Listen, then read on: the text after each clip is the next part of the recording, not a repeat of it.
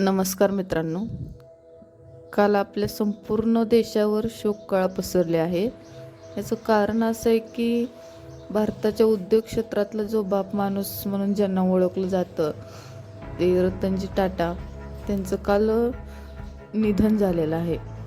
आणि त्यांनी ब्रीच कँडी रुग्णालयात अखेरचा श्वास घेतलेला आहे. त्यामुळे त्यांना रविवारी रात्री उशिरा मुंबईच्या ब्रीच कँडी रुग्णालयात दाखल करण्यात आलं होतं. यानंतर दुसऱ्या दिवशी दुपारी टाटा यांनी ट्विट करत आपल्या प्रकृतीची माहिती दिली होती. भारताच्या उद्योग क्षेत्रातील बाप माणूस, प्रसिद्ध उद्योगपती अशा त्यांच्या ओळखी होत्या. यांना रविवार रात्री उशिरा 12:30 ते 1च्या दरम्यान रुग्णालयात दाखल करण्यात आलं होतं. रतन टाटा यांना रक्तदाबाचा त्रास जाणवू लागल्यामुळं त्यांना त्या रुग्णालयात दाखल करण्यात आलं होतं. रतनजी टाटा यांना सोमवारी दुपारी 12:30 वाजेच्या सुमारास त्यांनी आपली प्रकृतीची माहिती दिली होती ट्विट करत. असं म्हटले होते की ती माझ्या प्रकृतीविषयी अफवा पसरली आहे, पण माझी वय लक्षात घेता आणि सध्याची माझी प्रकृती पाहता माझ्या काही वैद्यकीय तपासण्या केल्या जात आहेत, त्यामुळे काळजी करण्यासारखं कोणतंही कारण नाही असं त्यांनी म्हटलं होतं. म्हणजे एक आधार दिला होता आपल्या सगळ्यांना. त्यांना दाखल केल्याची बातमी समोर आल्यानंतर तिसऱ्या दिवशी संध्याकाळी त्यांची प्रकृती जास्तच खालावल्याची माहिती समोर आली. प्रकृती खालावल्यामुळे त्यांना ब्रीच कँडी रुग्णालयात ICUत दाखल करण्यात आल्याची माहिती समोर आली होती. आता जाणून घेऊ त्यांच्याबद्दल थोडंसं काय. त्यांचा जन्म 28 डिसेंबर 1937 या रोजी झाला होता. त्यांचं नाव भारताच्या उद्योग क्षेत्रात अभिमानानं घेतलं जात होतं. यांनी फक्त उद्योग क्षेत्रात काम कमवलं नाही, तर त्यांनी माणसं पण जपलीत. कोरोना काळात कोरोनाचे जे दिवस होते ना, त्या काळात देशावर मोठं संकट आलं होतं. त्यावेळी त्यांनी आपल्या हॉटेल्स राज्य सरकारला त्यांच्या या मदतीमुळे राज्यातील कोट्यवधी नागरिकांना मोठी मदत झाली होती. आणि त्यांच्याकडं जे पाहायचा दृष्टिकोन आहे ना आपला, ते खरे देशभक्त असं म्हणून पाहायचा दृष्टिकोन आहे त्यांच्याकडे. त्यांच्याकडून प्रचंड सामाजिक कार्य देखील झाले होते. याशिवाय त्यांनी टाटा ग्रुपच्या विविध कंपन्यांना यशाच्या सर्वोच्च शिखरावरही पोहोचवलं. त्यामुळे त्यांचं नाव उद्योग क्षेत्रासोबतच सर्वसामान्यांमध्ये देखील आदराने घेतलं जातं. अशा या उद्योगपतीचं निधन झाल्यामुळे ना देशभरात हळहळ व्यक्त केली जाते. त्यांचे वडील JRD टाटा यांनी 1991 टाटा सन्सचे अध्यक्षपद सोडले आणि त्यांचा उत्तराधिकारी म्हणून त्यांना रतनजी टाटा यांना नियुक्त केलं होतं. रतनजी टाटा यांना 1991 टाटा सन्सच्या अध्यक्षपदाची जबाबदारी मिळाली. त्यावेळी त्यांनी त्यांच्या उपकंपन्यांच्या प्रमुखांकडून तीव्र प्रतिकाराचा सामना करावा लागला होता त्यांना. त्या सर्व गोष्टींचा प्रतिकार करत त्यांनी सर्वांचे हित जपत काम केलं होतं. सर्वांची मनं जिंकली होती जे काम चालू असता त्यांनी. आणि त्यांनी 2012 नंतर काही कारणाने अध्यक्षपदाचा राजीनामा दिला होता. आणि ते एक माणूस म्हणून श्रेष्ठ व्यक्तिमत्व होतं त्यांचं. त्यांनी आपल्या कंपनीमध्ये काम करणाऱ्या प्रत्येक व्यक्तीचा विचार केला होता आणि सर्वांबद्दल ते आदर बाळगत होते. ते आपल्या कंपन्यांमधील कनिष्ठ पातळीवर कर्मचाऱ्यांच्या थेट संपर्कात जाण्याचा प्रयत्न करायचे. सहसा असं कोणी करत नाही. त्यांनी अनेकदा कर्मचाऱ्यांशी तसा संवादही साधला होता. ते कर्मचाऱ्यांच्या हितासाठी प्रचंड काम करायचे. त्यांच्या प्रेमामुळे कर्मचारी देखील टाटा यांच्यावर तितकाच प्रेम करायचे. टाटा यांनी केलेल्या विविध सामाजिक कार्य आणि उद्योग क्षेत्रातील कार्यामुळे त्यांना अनेक पुरस्कारांनी सन्मानित करण्यात आलं होतं. त्यांना म्हणजे सन 2000 पद्मभूषण पुरस्काराने गौरवण्यात आलं होतं.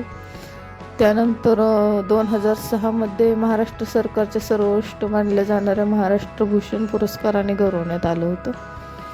त्यानंतर यांना केंद्र सरकारकडून 2008मध्ये पद्मविभूषण पुरस्काराने गौरवण्यात आलं होतं.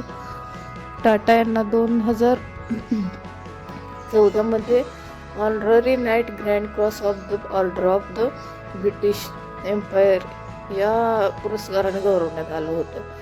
त्यांना अजून 2021मध्ये आसाम वैभव हा पुरस्कार त्यांना देण्यात आला होता. आणि 2023मध्ये ऑर्डर ऑफ ऑस्ट्रेलिया या पुरस्काराने देखील त्यांना सन्मानित करण्यात आलं होतं.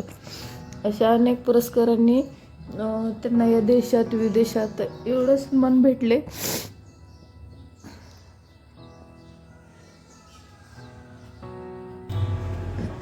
आता जाणून घेऊया त्यांच्या रतनजी टाटा यांच्या यशोगाथेबद्दल. म्हणजे त्यांनी जे कमालीचं कार्य केलेलं आहे ना त्याच्याबद्दल घेऊ जाणून आपण. त्यांनी वयाच्या 21व्या वर्षाच्या त्या कार्यकाळात टाटा सन्सचा महसूल 40 पटीने वाढवला होता आणि नफा 50 पटाने वाढवला होता.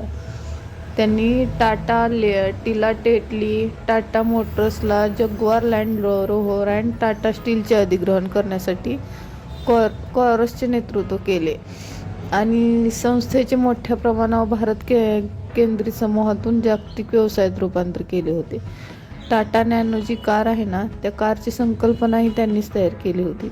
या कारची किंमत सरासरी भारतीय ग्राहकांच्या आवाक्यात होती, यामुळे याला भरभरून प्रतिसाद मिळाला होता.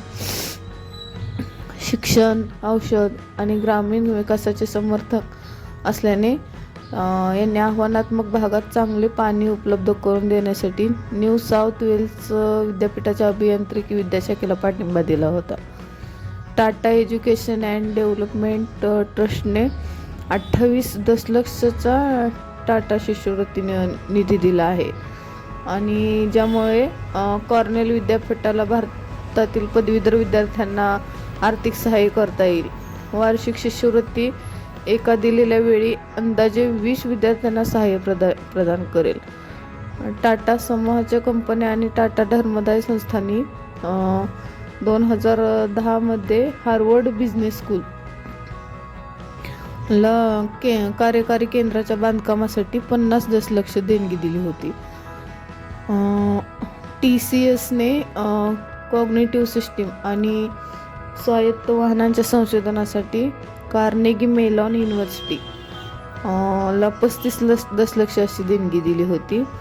कंपनीने दिलेली ही सर्वात मोठी देणगी आहे आणि 48,000 चौरस फूट इमारतीला TCS हॉल असं म्हणते.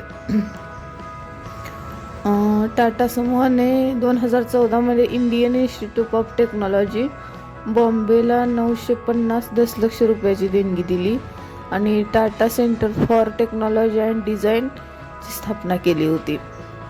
संस्थेच्या इतिहासात मिळालेली ही सर्वात मोठी देणगी होती. त्यांनी त्यांच्या ट्रस्टने अल्झायमर रोगाच्या कारणास्तव अंतर्निहित यंत्रणेचा अभ्यास करण्यासाठी आणि त्यांचे लवकर निदान आणि उपचार करण्यासाठी neuroscience centre, Indian institute of सायन्सला 750 दशलक्ष रुपयांचे अनुदान देखील दिले होते. आणि त्यांनी ज्यामुळे भारतावर प्राथमिक लक्ष केंद्रित करून संसाधन अवरोधित समूहांच्या आव्हानांना सामोरे जावे लागेल. ही अशी आहे त्यांची माहिती. असा हा देशाचा आपल्या बाप माणूस हरपला आहे. त्यामुळं संपूर्ण आपल्या भारत देशावर शोककळा पसरली आहे. तर त्यांना रतनजी टाटा यांना आपण सगळ्यांनी भावपूर्ण श्रद्धांजली देऊ.